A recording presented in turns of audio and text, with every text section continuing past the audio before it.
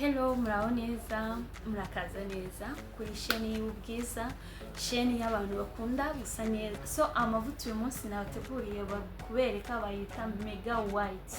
Abantu mukunda gusa inzobe, Mega White cyangwa se n'abantu bayakoresha murabizi, ni amavuta meza wakoresha ukagira inzobe nziza, cyangwa ushobora kuba uri inzobe ushaka ko inzobe yawe ipika, cyangwa se ushobora kuba uri imibiri yombi ugashyikira yuko inzobe yakiyongeraho kandi uri gusa neza cyane, cyangwa ushobora kuba ufite umubiri w'igikara ushaka kuba inzobe.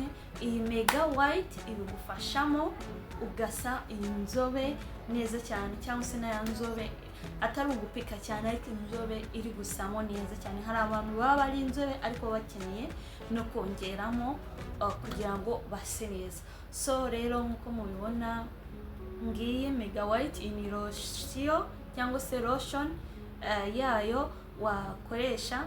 So ikaba iyi ngiyi ari creme cup niko nkunda kwita, cyangwa se creme igicupa kigufiya.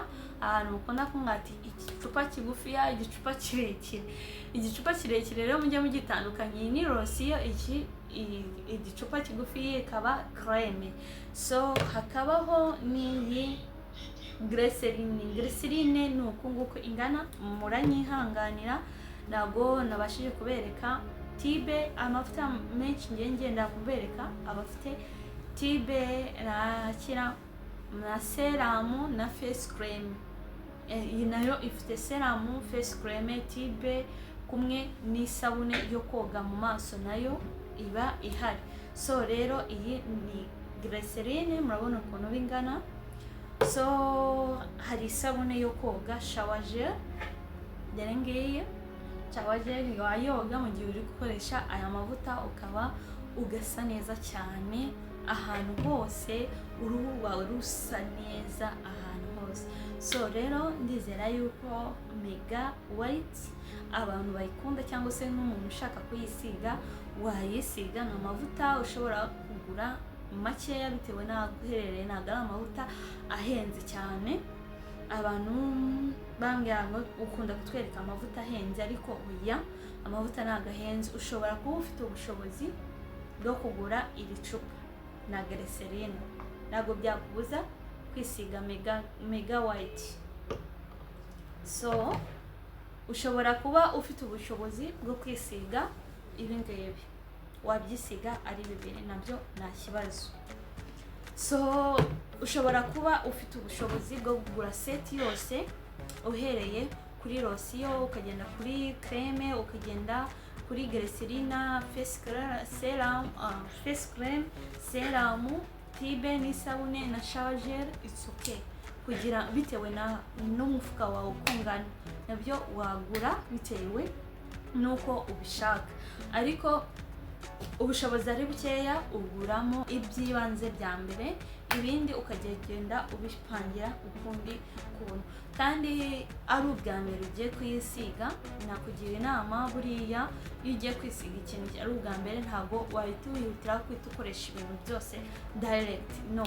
Wabanza ugakoresha nka creme n'amavuta, cyangwa se wabanza ugakoresha iyi, cyangwa se ugakoresha lotion gutya, ukabanza ukareba ko amavuta akunda uruhu rwawe, kuko nshobora kuza kubikubwira gutya ntazi uruhu rwawe uko rumeze. Ariko urabanza ugatestinga amavuta makeya, ukabanza ukareba uruhu rwawe uko rwameze. Byaba ubona yuko arangiye bimeze neza, ukagenda wongera ukaba wakisiga seti yose kugira ngo use neza urusheho cyane. Kandi ku bantu mwisi hari utuntu nkunda kubabwira turi aho ngaho, nkuko navuga ku bantu mwisiga hydroquinone, tujye tuvangamo intuza indimu. Umutobe w'indimu urafasha kugira ngo uce intege yama ibro ashobora kwafectinga uruhu rwawe, ukaba wabasha kuzana amaribori ku ruhu, cyangwa se ukazana amatashe cyangwa se akaba yakugira nabi.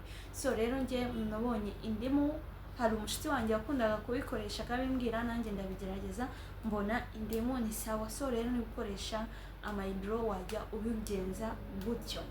So rero mega ni nziza cyane ku muntu waba uyumvisha uyu munsi cyangwa se ukomeza kwisiga. Wayisiga ni nziza, ni amavuta meza cyane akesha uruhu gasa neza cyane. So rero kintu nabwo mukomeze kwisiga cyangwa se kureba amavuta agiye atandukanye, mureba amavuta mugiye mushaka, amasera agiye atandukanye, ama oil agiye atandukanye, ama face cream agiye atandukanye, kugira ngo tubashe kugira uruhu rwacu rusa neza cyane. So rero nakubwira ngo komeza kugira ibihe byiza, ndabakunda cyane. Yeah, bye bye.